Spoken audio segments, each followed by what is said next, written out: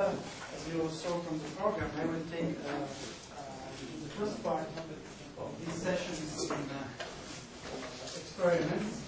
Let's see what time I will finish. Maybe we can make a break, maybe slightly later. So when I finish, then Chandelier will go.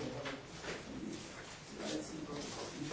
So as I told you yesterday, I come from the University of Bologna, very old university.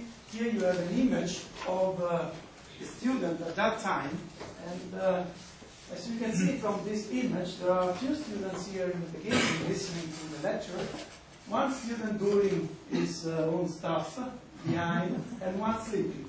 So it's not really so much different from what happened now.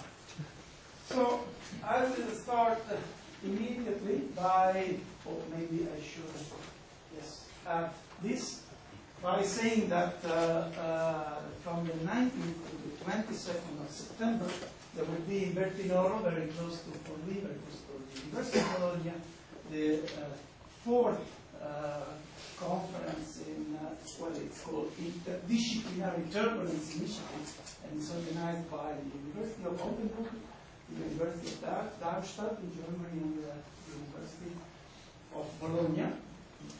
The conference will take place in a fantastic place, I would say, Bertinoro, a castle on top of a hill, completely dedicated to this type of schools. And well, topics, as you can see, I mean, there will be modeling, simulation, production, mixing, and there will be also a mini symposium on Thursday dedicated to turbulence applied to wind energy application. So you can see, you can find more information on the website. It's not so easy, but most important, the deadline is still open, so you have time to apply. What about literature in experiments? Well, there is nothing, I would say, dedicated to experiments in turbulent, I haven't found a turbulent boundary layers. You can find some issues in the Springer, in the recent Springer Handbook of Experimental Mechanics. So we have some authors here among us. But this is more, I would say, a manual than a real book where you can learn about experiments. So it's a huge book with different chapters for different topics. I would say quite nice, at least I like it, a nice book which deals with measurements of fluid mechanics. There are some turbulence. It is the one made by Tabularis. There is a second edition now from 2009. And then if you go back in the past, we have the Goldstein. And if you are interested in also building more apparatus to do your own experiment, this is the low speed Miltander by Tarlo and Pope. That is a book that you must. So, when I was asked to give a lecture, I was thinking what to talk about. I mean, of course, the topic is huge. And if I see the measurement chain, I decided really to limit myself in describing a sensor and transducer for turbulence application. Nowadays, I would say data acquisition systems, you can find reasonably cheap and powerful data acquisition systems. So the data acquisition is not really, I think, is not really an issue anymore. Beverly was talking about 30 channel with simultaneous sampling. I mean, 10 years ago, that could have been really a big problem. I think now it's something that you can easily. Of course, you have to take care of all I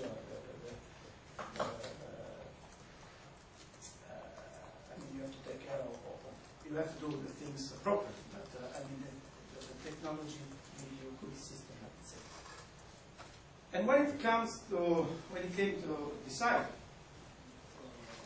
talk about, of course, there are several physical interesting quantities in the turbulent boundary velocity, and I decided actually to limit myself to this describing certain issues when you measure velocity using pressure probes, optical anemometric, and last I talked about I skip of other applications like particle image velocimeter, but I think we have time also to discuss if you want. Then I leave to Jean Daniel to describe you wall shear stress measurements with problems related, and also something about experimental facilities. But then, of course, there are many other very interesting quantities like vorticity, like fluctuating pressure, distance from the wall, and the results of. You can, if you want, you can discuss also. We have Ramis and also Jean Daniel did a lot of this type of measurement. So please feel free to ask and to contact us during these days. So what are the difference between normal experimental measurements and what we have to do in turbulent context, like high-rise number, turbulent context? Well, I thought about that, and then I end up to these four main important aspects. First of all, there is the presence of the wall. Second, we have very large velocity gradient in the velocity profile. We have a very typical, very small time, and very small time and length scale. And since we are interested in high range number of measurements, a full appraisal is not possible. I mean, we cannot simulate using, for instance, DNS. We cannot really estimate what kind and the amount of the errors, the accuracy that we have with our methods. Of course, talking about spatial and temporal resolution, they are related. Of course, there is some kind of convective velocity. But if we are interested in the high Reynolds number, we have to think that we can reach high Reynolds number using different means. Of course, if we use the velocity, we compromise time response, which becomes very small. So we need very fast instruments. But we can higher up the Reynolds number by increasing other means, for instance, the density, so the pressure of the apparatus. In that case, you keep the frequency, the time response good. So when you analyze turbulent flows, you typically deal with the Kolmogorov length and with the frequency related to the Kolmogorov length and the convective velocity, convection velocity u. But when we deal with the wall-bounded flows, then, as you saw before, we define a sort of inner length scale and frequency, which is u tau squared divided by nu. How should it be an ideal sensor? Well, first of all, we have to define a sensor. What I use typically is the sensor is the object that changed its status when it becomes in contact with the quantity that you want to measure. So the sensor, well, the system sensor plus transducer, which is the system that transforms this change in state in a signal that, for instance, can be electric and then you can acquire. This system should be of, it would be good if this system is give a signal which is proportional to the quantity that you want to measure. And this is not, will not be true in our instrumentation. The physical quantity must be measured in a real single point in space. Think about the velocity gradient that we have in our flows. We need, of course, very low noise. The sensor, the system should not interfere, of course, with the flow. And the output should not be influenced by other variables than the one that we want to measure. This is the ideal one. But when we come to the real ones, of course, we have problem because we have some spatial and temporal resolution. We have a finite accuracy. It can, we might disturb the flow. The sensor can, maybe it must be inserted in the boundary layer, so we disturb the flow. The sensor can be maybe fragile. We might have deal with wall. We might have wall interference. This kind of interference can be aerodynamics, but can be also thermal, conduction, reflection. Sometimes, depending on the measurement system that we use, we might pollute the flow. Which maybe we have to introduce something inside. So, and then of course we might have a sensor that is sensitive to the gradient. We might have problem to access to the region to reach that point. That ideally is the one that we want to measure.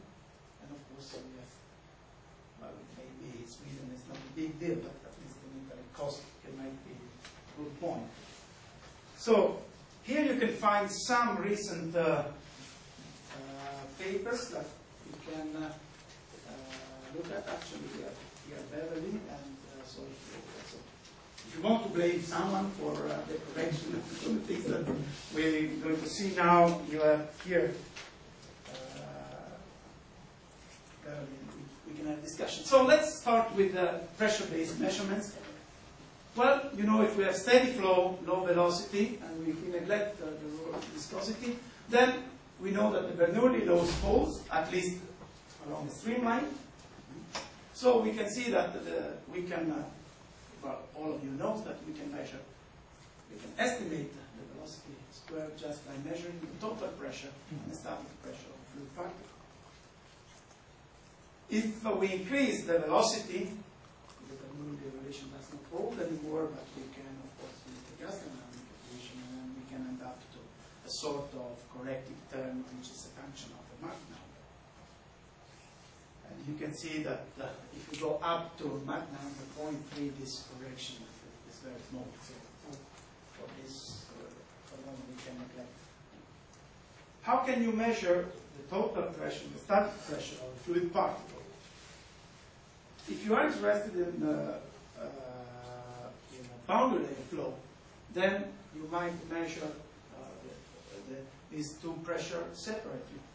You know that the static pressure is constant inside the boundary layer, so you can measure the total pressure using a special probe, and the static pressure making a small hole on the wall. Or you can use other type of more complicated, you will see the geometry later, probe to measure directly total pressure and static pressure in the contact you want to measure. But how can you measure the static pressure? Well, in principle, you should ride the particle, because you have to be the same velocity of the particle, you have to be on the particle when you measure. But how can you do it? Well, you can use an aerodynamic body, in this case a semi-cylindrical body. You know that the pressure coefficient distribution of this body has a certain, well, here the pressure coefficient is positive. Then you reach 2 points where the pressure coefficient is 0. So in principle, you can measure the pressure there, but you know that these 2 points are both sensitive to the inclination. So basically, the only possibility is that you are going to measure your pressure far away from the nose. But you know that the pressure coefficient is tends to 0 asymptotically. So you have to make these holes very far away from the nose. Typically 8 or 10 times the diameter.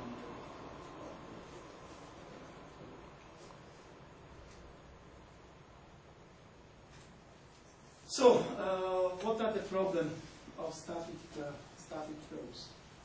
Well, the probe must be aligned with the flow. This effect can be reduced if you make different holes around the probe. But of course, since you basically measure the static pressure using holes, so you basically end up to the same problems that you have when you measure the pressure using wood tappings. And when you measure the pressure using a wall tap, then you have different problems like the shape of the hole,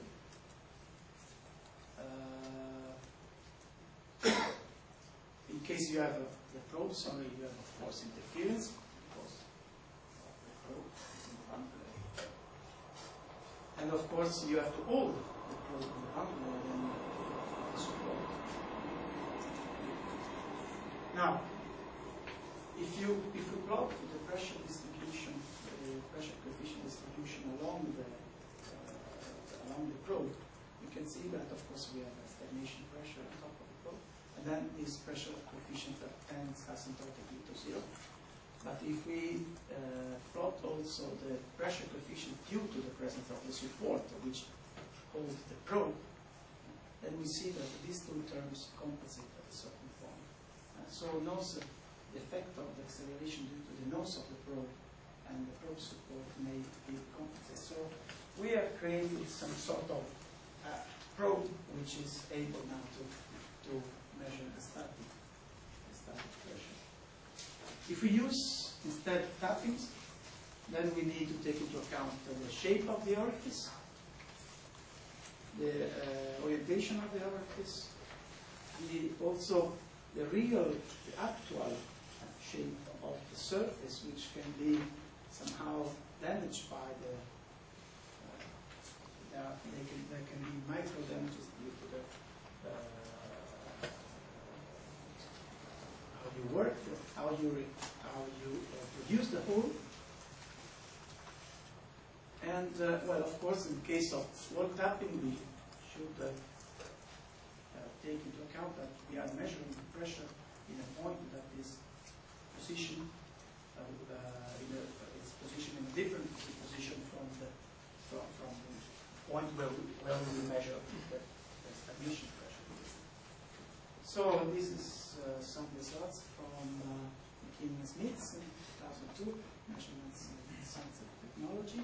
The effect of the D plus, and you can see that this is the deviation from the actual pressure in terms of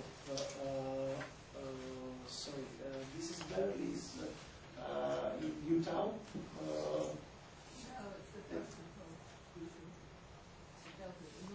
Yeah, this is the pi is the ratio between the error times. So we can see that the ratio increased, but as you can see, what is important to say that if you increase the dimension of the hole, this effect increased by increasing Reynolds number. So if you are interested in high Reynolds number measurements, you have to take into account this error.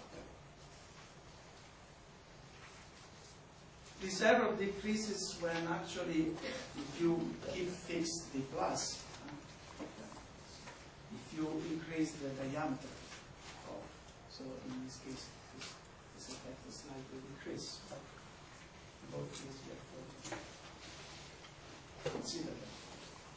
So let's, when it comes to the total pressure, how do we measure? Well, we saw that if we have this idea of an analytic body, in the nose we get Cp equal to 1. And so ideally we can make, of course, a hole in the nose. And in subsonic flows we measure the total pressure. So in this case, there are effects due to the incoming flow direction, the local Reynolds number. We have to, of course, we have a large velocity gradient. We need to build very small probes, so the local Reynolds number can be very small. We have the effect due to the velocity gradient, the low proximity, and the effect due to the presence of the turbulent flow. So, about the directional sensitivity, in this case, there are less problems than the static one. You see that for different type of head, in case of total pressure probes, there is, I would say, quite good insensitivity to the flow direction. So that should not be a problem. We can, there are also some correction proposed to account the viscosity, the effect of viscosity. We have to use, of course, very small bit of probes, so viscous effects which are negligible for Reynolds larger than 100 in this case might be an influence, and for Reynolds based on the diameter of the pressure probe, there is in another paper from Beverly in 2003, measurements and they proposed this correction. What about the total pressure? The effect of the velocity gradient. The velocity gradients play different roles. First of all, the velocity gradient, of course, the presence of the gradient gives a shift somehow in the effective center of the probe due to the nonlinearity of this. But the velocity gradient also has some kind of interference effect due to the physical presence of the probe. So we might have variation of the streamlines. And of course, when the probe is located very close to the wall, you have to think, as usual, that there is another probe, but you can use the reflective methods to see the effect of when the probe is located very close to the wall. So we have another type of interference. Both these types of interference are analyzed in the paper 2003, can come up with other correction.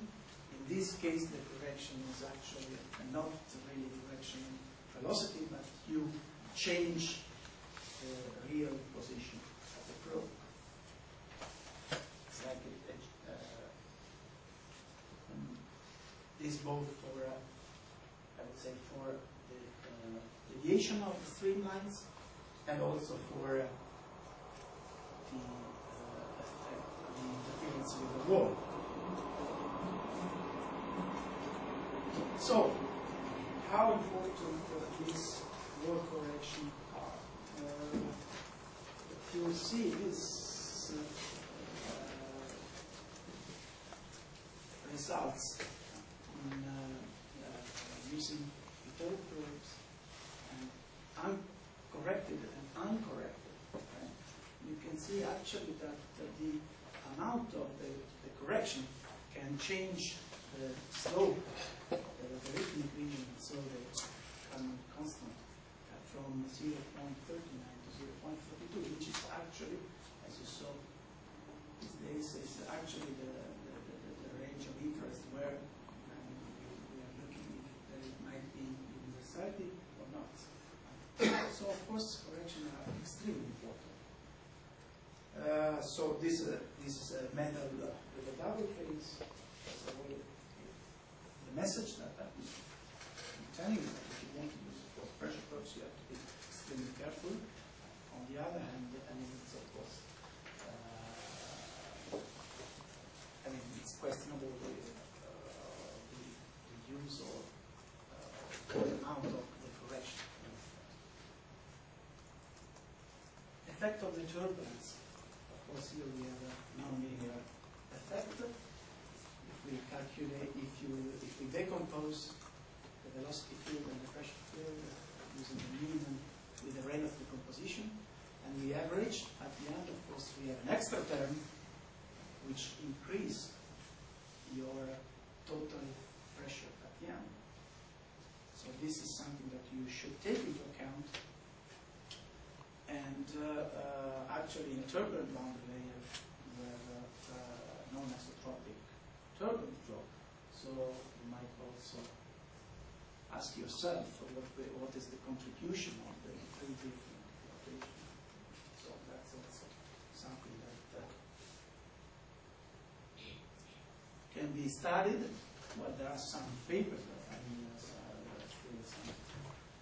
another effect due to the turbulence is that, remember, if we use the combination of the total pressure probe and the wall tapping, then we are measuring the pressure in two different positions.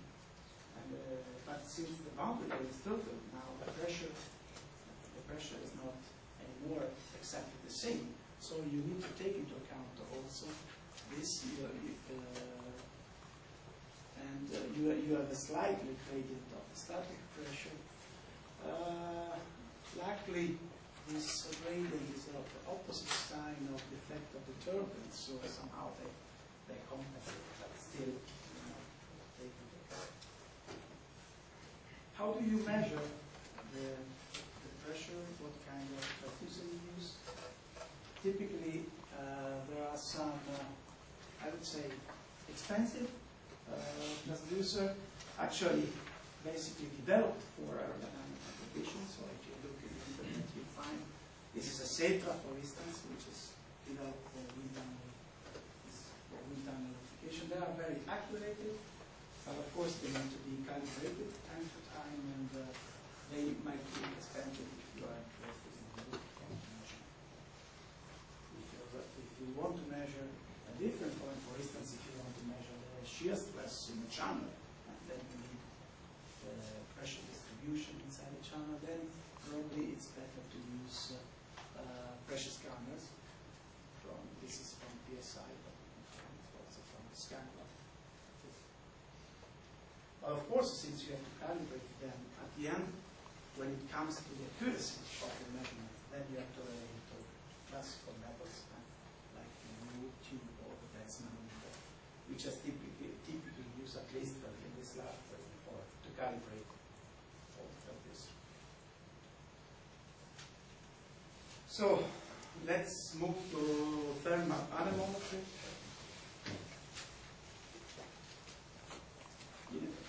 This is another method to measure velocity. Probably most of you use this method, but if you mount a thin wire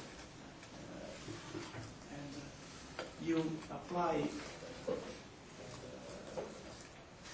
voltage between this, this way, what you get, you heat it up, and you generate heat, and the flow, of course, cools the wire until it gets so what we are going to see now is the effect of the different parameters in this type of measurements. You have typical, this is the typical geometry of an optic wire. You have prongs, which are the support where the wire is mounted. The wire can be fully edged, completely, so you see completely active, or it might be partially edged. So here the active length is limited into this central position. These are called stubs. The diameter can vary from 0.6, 0.7 micron up to 10 microns. Okay, no, this is not an outlier. This is not film. So there are commercial, of course, outliers. You can buy it on the market. Typically, they have different dimensions, but they typically mount platinum plated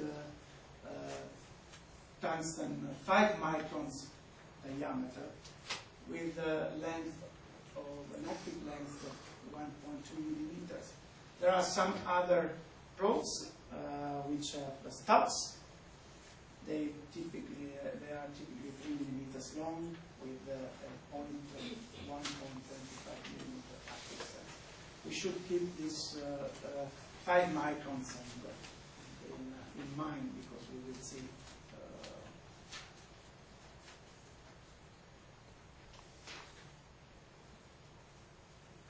standard wire materials. So as I said, typically is used tungsten, which diameter down to 5 millimeters. This is a material which can be welded directly to the prongs, or platinum or alloy platinum welding can be used. And in this case, the wire can be soldered. On the other way, you can make your own made probes. In this case, of course, you have more freedom. You can choose geometry and the dimension of the prongs. Here we will, in this presentation, I will show you some results which are obtained using a typical boundary layer probe, which you see is kind of geometry in order to limit the influence, the intrusivity in the flow. And we will see also some results that we will get using a straight probe, which we will use in order to assess the blockage effects.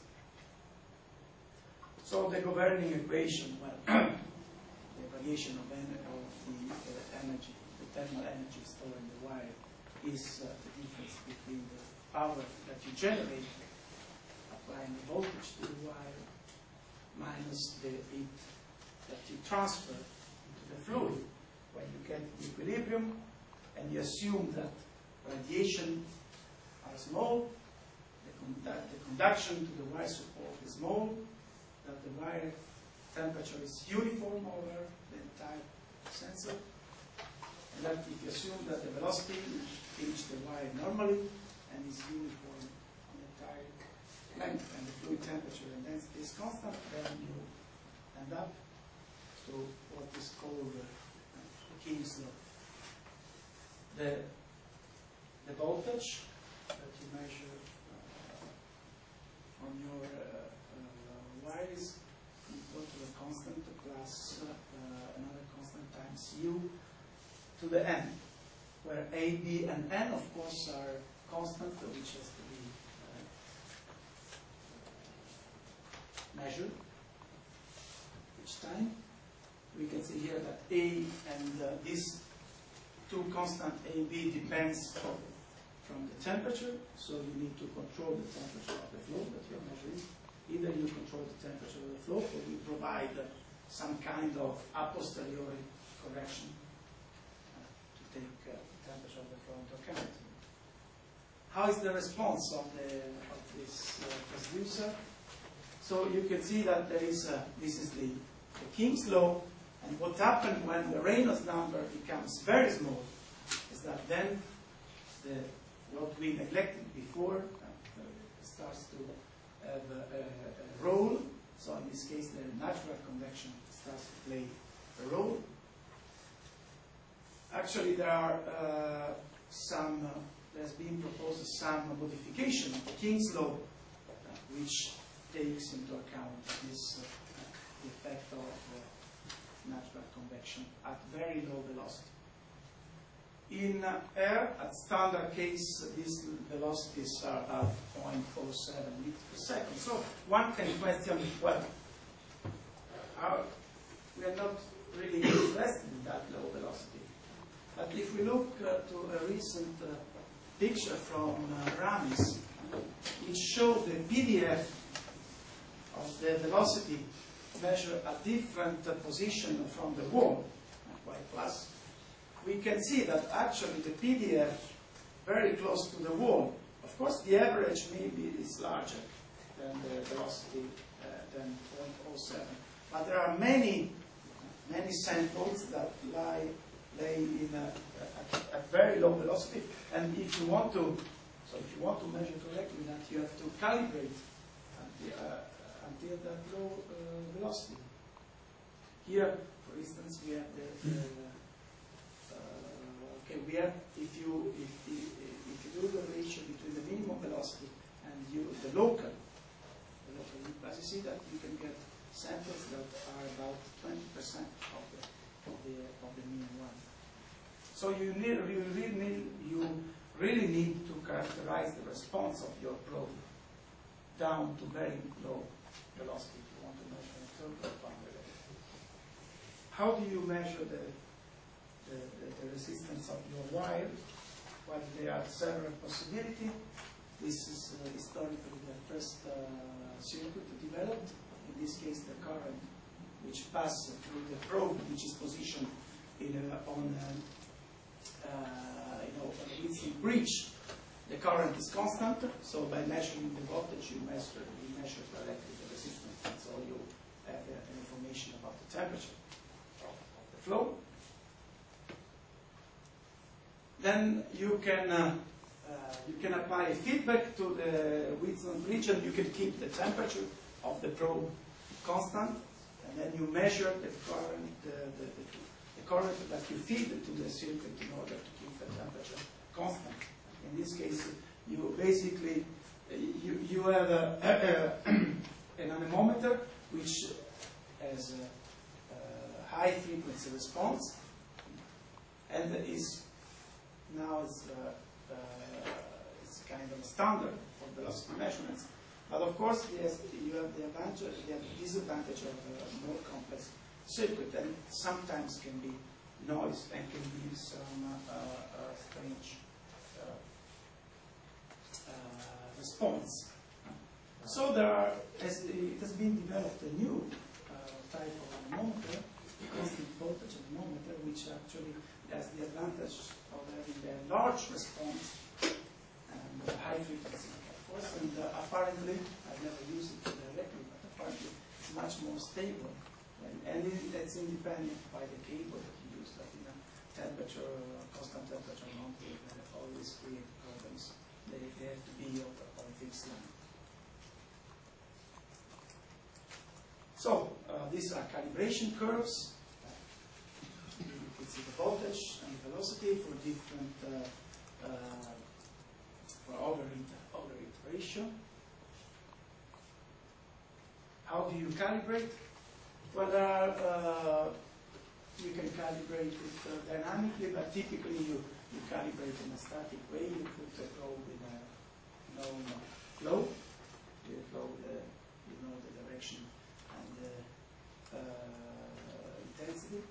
Typically, you can do it in situ. For instance, in a boundary layer, you can air up the probe in the free stream, or you might have to calibrate with ad hoc apparatus. For instance, if you want to measure the pipe, in the pipe it's really difficult to identify the region where you can calibrate it, so you have to get some sort of ad hoc apparatus where you can see a different type. This is a commercial calibration unit from Dantec.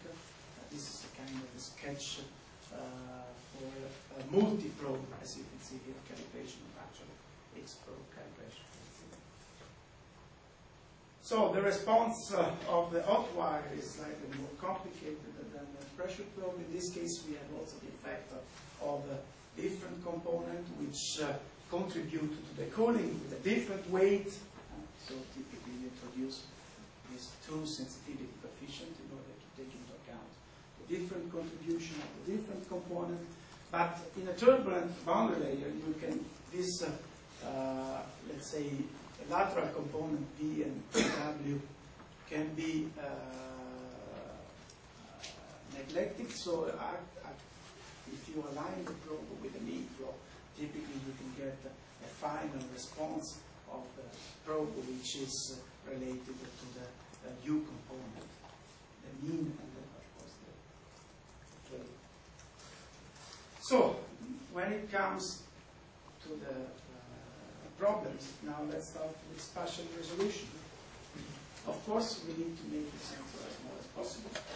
So one characteristic element of the sensor is the diameter, of course.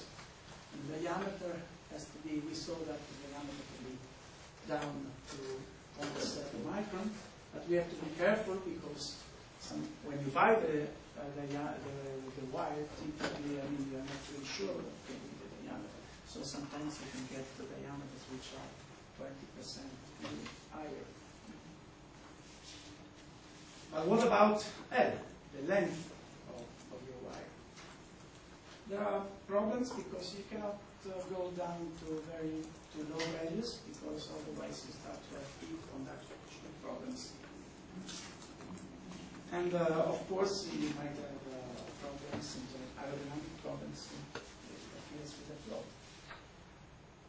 If you look at the literature, there are several papers in which you can find that L over D should be more than 200, and that L plus should be less than 20 in order to avoid the spatial averaging of the flow. What happens if you increase, for instance, L plus? Well, this is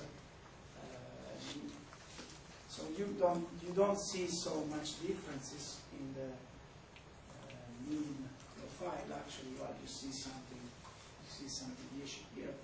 what appears clearly is that you change consistently the near wall peak in the turbulence fluctuations. So, if we ask if this recommendation is good, we have to ask ourselves if 20 is a good recommendation. But if you look at what happened at the intensity of the near wall peak by changing the L plus, we can see that actually 20, we can see that the distribution of the near wall peak actually does not really reach sort of a plateau, which would suggest that 20 is enough, but actually seems to go up. So actually 20 does not really seem to be a very good recommendation if you are looking for very high accuracy. On the other hand, there is an effect with the Reynolds number, and in this case the effect of the Reynolds number contributes to decrease this effect, and so this curve becomes flatter. And so if we are interested in higher Reynolds number, of course, then this peak, the difference that you get by measuring the plasma to 20 are also large. Which are the scales of the turbulence that contribute to this difference? And of course here, Hutchins and they measured the spectra. They divided the different contribution, from of the large scale from the small scale, and then they plotted the two different RMS distribution, and they showed that basically the contribution of the large scale to this effect is negligible. So what you really miss using two large Y's is the contribution to the small scale of the small scales near the world. Actually, the effect of L plus are not as strong not only in the RMS distribution of the velocity near the world, but actually, as you can see, there is an effect on the, of course, on the higher moments, but there is an effect also, a small effect also on the mean. Actually, there is also an effect in the spectra. So if you use two large L plus, here these are not spectra of the velocity field. These are the difference of the spectra that you get when from the one that you get with smaller y's. So somehow they tell you the errors that you are, and you can see that the errors propagate. They are not errors only close to the wall, but these errors actually propagate into the boundary layers.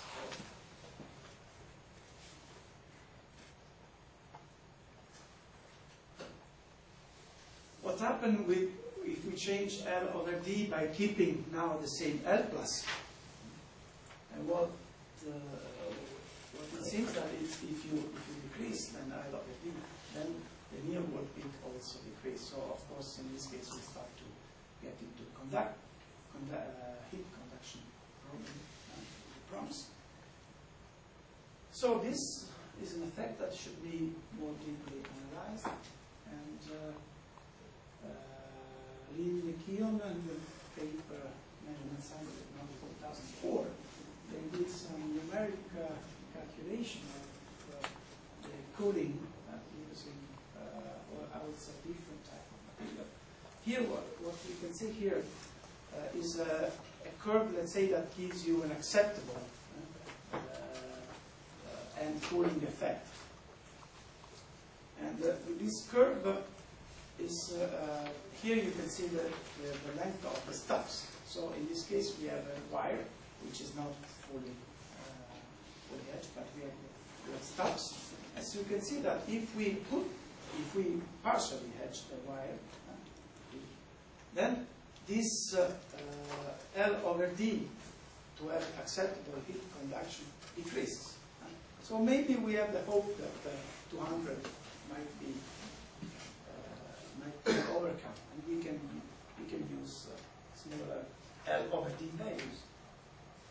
And actually, if you before we just analyzed tungsten and platinum, but if you change also material, in this case you can see that this is sigma is give you some sort of acceptable value, then you can see that your heat conduction probably decreases. So maybe we can explore new material and the effect of the Reynolds number. This again is the curve that gives you some sort of acceptable value for the heat conduction losses.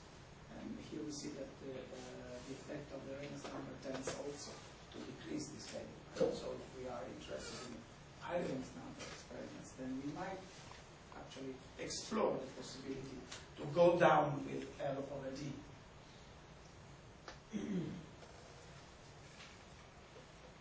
So etching process seems to be a must if we want to build an ideal probe. But of course, if we etch the probe, then we might have a dynamic perturbation of the stubs, even though we are below the watershed onset. But still, and apparently discussing with colleagues, it seems that it's quite difficult to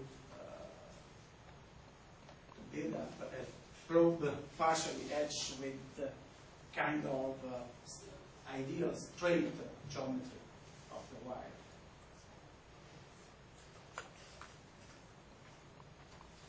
There is, of course, a future also in this. This was a proposal that we submitted to the European community, and it was in cooperation with Lex Smith's group in Princeton.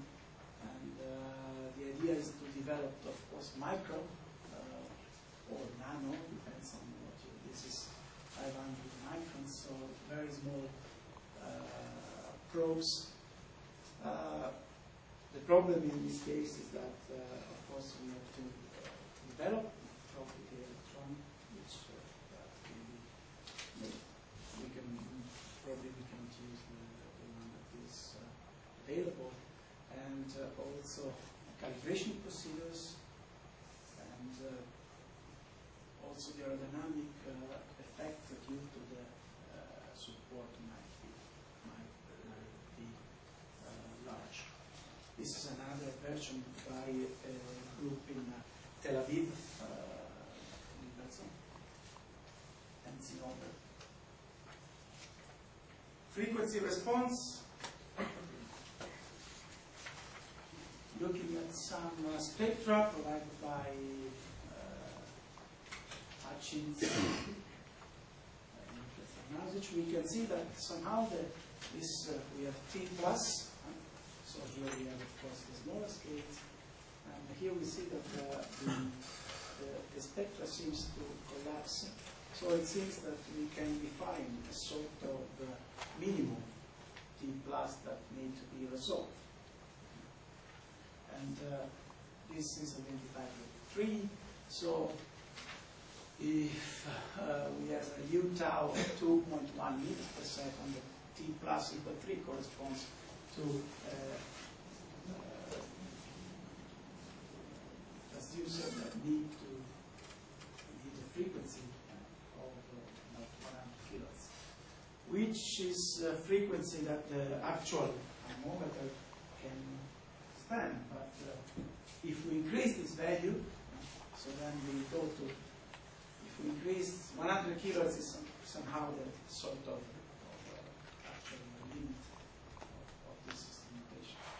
I'm afraid that if we increase it, then we have to optimize the response in some other way, including our own series. Anyway, even if we ask less frequency response, and for these are 2 experiments, we use the same two different anemometers with the same overheat ratio, the same probe, and the same frequency response measured by doing the square wave test in this one. So apparently these two responses should be exactly the same. What we got is that actually there is a dependency of the spectra on the two instruments, and we don't know really for the moment the origin of that. So there's still also the effect of the anemometer can be consistent. Now we have the probe in a velocity gradient, so we can have also effect due to a misalignment of the probe, and this effect can be, you can see on the holder of the tower, and even larger, when we come very close to the wall with our wire, of course we have conduction, which might start to be important, for y plus less than 5. And you might define some corrections, but of course this correction, you might introduce correction, but these corrections are dependent on the wall conductivity and the thickness of the wall. The wire diameter, of course, the overheat ratio, and the shear velocity. When you measure close to the wall, of course, you have blockage effects. Here there are measurements performed with a straight probe that was built in order to measure these effects. We can see that there is a slight deviation due to the blockage in the mean, so we underestimate the velocity profiles. Conversely, if we measure their evenness, these are with the boundary layer probes, so the one that is not straight, we can see that there is still a deviation in the response due to the L plus effects, resolution effect. And if we use the straight probe, so then we see that actually we have an increase in the RMS. So this increase is, of course, due to the blockage of the support. Now, when it comes to thermal anemometry, then you might also be interested to measure the Reynolds stress tensor. So you may be interested in multi-component measurements. Then for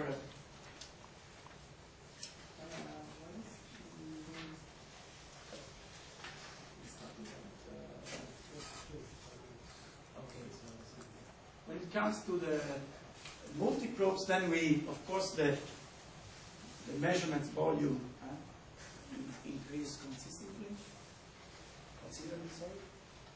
There are, we can, of course, develop the measurement methods.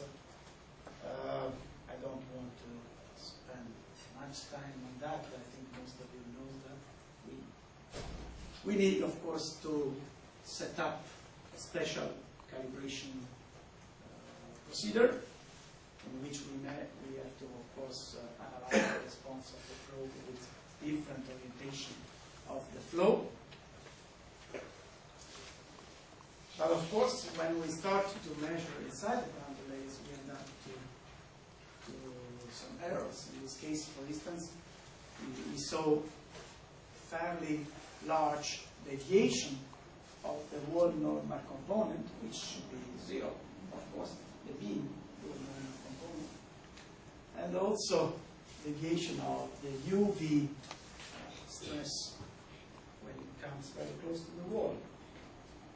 And then, of course, we have to, now this type of probes are quite sensitive to the velocity gradient, and but unfortunately they assume that the velocity is uniform inside the probe domain. So if we want to set the probe for this type of measurements, we have to, of course, minimize the probe size. But, or we can use some kind of a posteriori corrections. There are errors, so now, if we use the probe with this configuration, you might think that gradient is not important because the two wires are somehow exposed to the same gradient, but actually also the probe in this position, which is the position that you can put the probe if you are interested in UV, for instance, in the turbulent boundary layer. Then also in this case you might have errors, and these errors are due to imperfection of the probes that might be, I mean, you don't have the wires exactly at 90 degrees or exactly positioned at the same distance, or of course you have two different interference effects to the different position of the support with relative to the wall.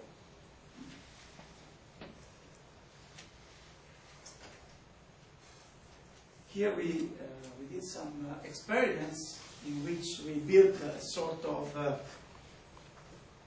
experimental XY probe where we could move the two wires relative to each other, and we can see that actually by changing slightly the configuration of the probe, we also changed the value of the velocity, actually up to 20%. So the interference, when it comes to the multi-component probes, then the interference and the blockage effects starts to be very important. Of course, you can develop some kind of a posteriori correction procedures, but you have to develop specifically for a certain type of flow field.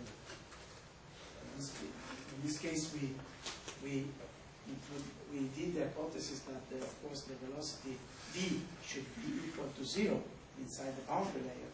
So by looking at the v, we could estimate the sort of effective displacement length or effective errors.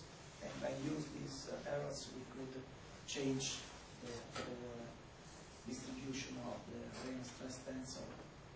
We got acceptable value except this point very close to the wall that is still positive.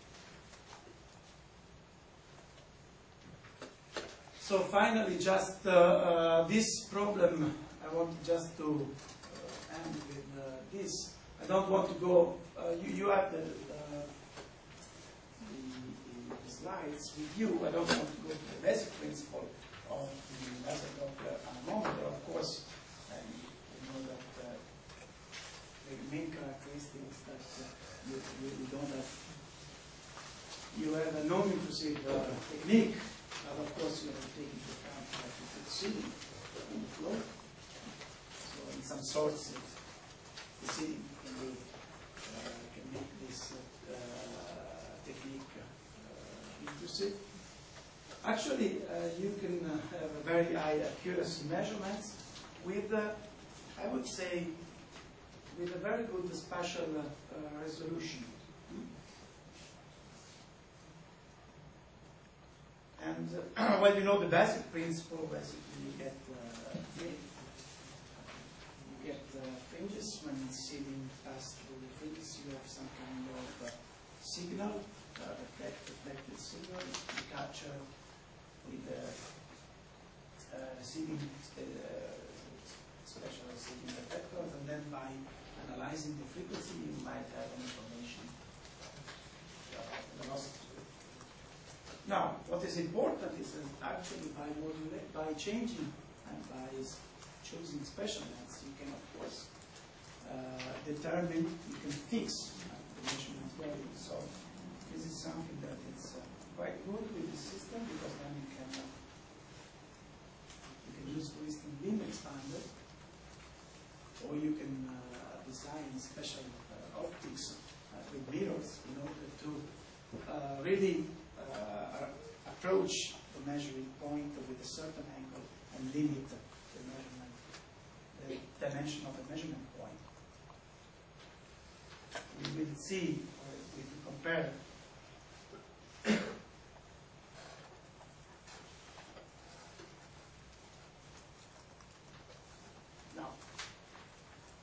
measurements from the graphing, we compare the turbulence distribution inside. And of course, we see that the concerning will be the wall normal distribution. When you use outwire, you have to stop at a certain distance from the wall. You can never reach a position very close to the wall, but and with the LDA you can get, while with the LDA you can get very accurate results. And also for the U distribution, you might have you might limit the effect of the spatial resolution. On the other hand, of course, there are some problems.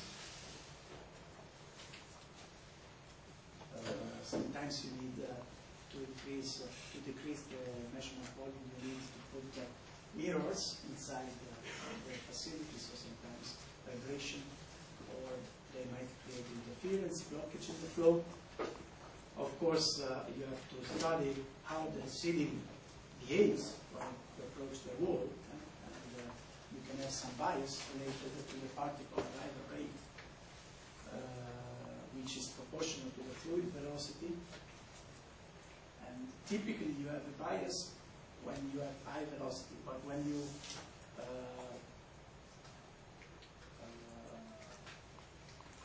compensate, because when you have a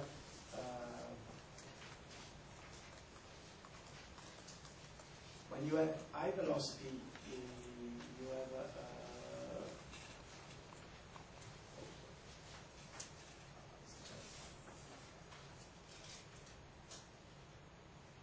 another problem when you use laser droplets is, of course, how you access the measurement point. If you want to measure very close to the wall and you are interested in the wall normal component, then of course you need to one of the two beams needs to cross your plate. So sometimes you have to create you have to design special devices, and sometimes you can use transparent slots.